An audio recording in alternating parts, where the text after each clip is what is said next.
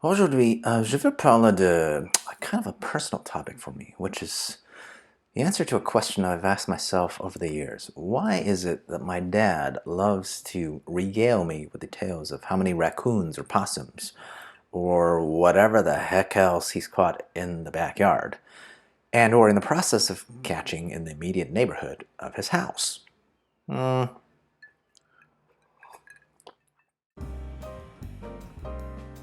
Hey, Zampak here. Ah, yes, my dad and the small-sized pest animals, he loves them, and I don't. By love, I mean he loves telling me about how he traps them, and I roll my eyes and nod and smile, and occasionally pretend to literally fall asleep during those stories. Just kidding, JK, I'm totally awake for these stories. But most of the time, I'm just sitting there wondering why he's telling me all of this. But like really lazily, not critically thinking about this question. So today I've decided to actually hypothesize about the reasons behind these stories.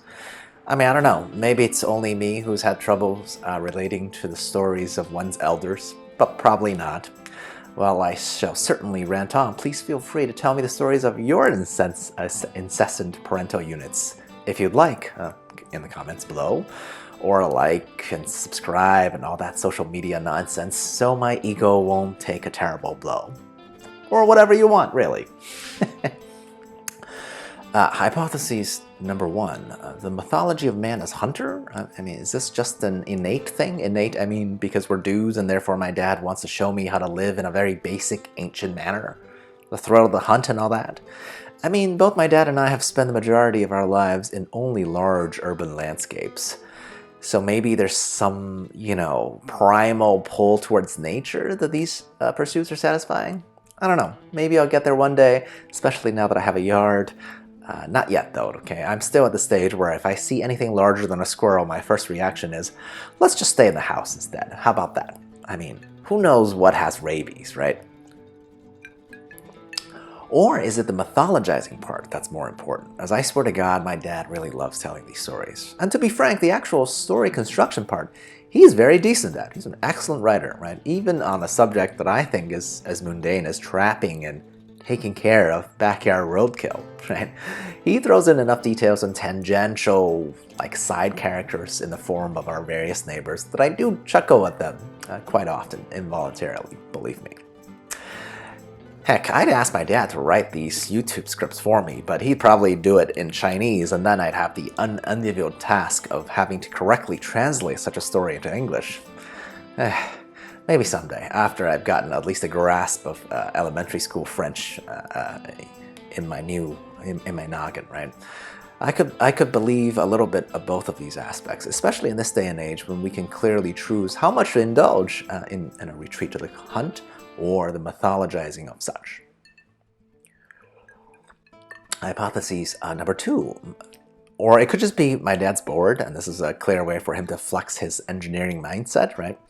I noticed for my dad, who, when given free time, either just the weekends back in the days, or now all the days since he's retired, I noticed his mind is the kind that never really stops racing, not just running, but racing, right? I have a tangential example, which is that he just recently built a giant fence around our house the year he retired. By our, I mean his house, my parents'. It was just a very strange thing to me. Like, they've had this house for decades, and they didn't need a fence, but all of a sudden he retires. Now he needs his little abode to be protected by a huge shiny barricade of chrome all of a sudden? Really? Really, I think maybe he just needs projects to work on, right? Fences like that, so is the recent tales of, the most recent one was about a family of raccoons that's somehow been discovered and uprooted into his neighbor's house. I mean, the gist is that he was given the chance to help with the situation, but was not given complete operational autonomy. Because, my dad's not actually a pest control person by profession.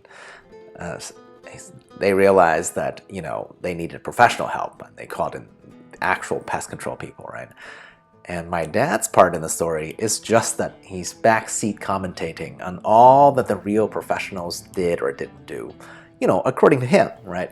I kind of love how emotionally invested in this whole tale of the family of raccoons that he's involved in, right? Someday I hope Disney makes a movie out of the family of raccoons that somehow made a home in someone's crawl space in between floors. It's kind of hilarious, and I wish there was a cartoon about it. But the audio only version, not so much.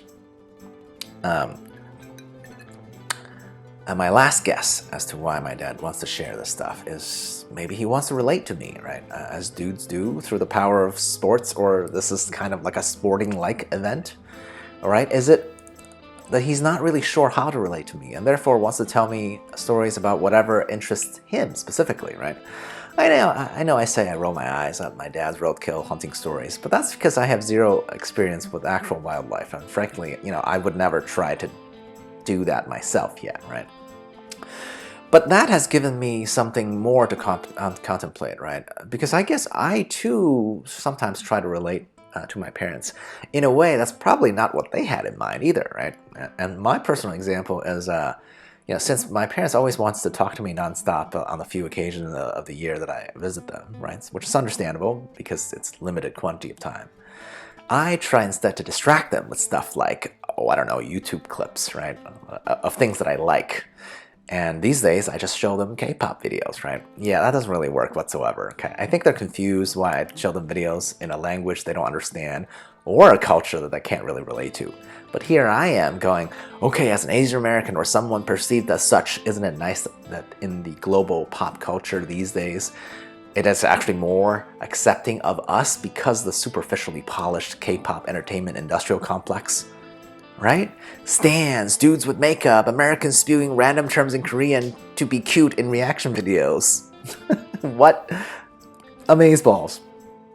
My point is, both of these are examples, respectively, of one of us, my dad or I, trying to unilaterally just spewing stuff at the other person without considering whether the subject in itself is of any interest to the other. Oh boy. Now I'm a bit ashamed, but at least our intentions are good, right? I read somewhere that it's actually hard for full-grown adults to make new friends, right? I know this is true because I'm old now or whatever. Not a big deal, I don't really need more than a handful of friends. But then I thought about the same type of situation as applied to your family, right? Sure, family's family. They'll always be around, and I am lucky to have parents who very much care about me and has taught me a lot in life, right? But maybe sometimes I feel like they've taught me so well in my early years that I don't really need their life advice much anymore, or at all, from my opinion. I know that sounds a little arrogant on my part, I can admit that, right?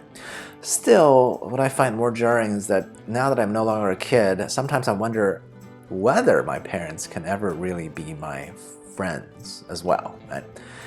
To this question, I really don't have an answer because it's hard to look past that whole generational divide, not to mention the personal relationship, because it's very natural for parents to treat a kid like a child, right? Since I am, technically their kid, though no longer technically a child, right? Maybe through this bout of contemplation, the only thing I want to take away is this, right? We're going to keep on trying to bond somehow over something, right? Maybe it won't be raccoon trapping or K-pop, but I know my dad will keep on trying, and so will I, to be honest, right? We'll find more common ground at some point if we keep randomly throwing subjects onto the wall and see what sticks. Because, we're family. Cheers, I'll approach it.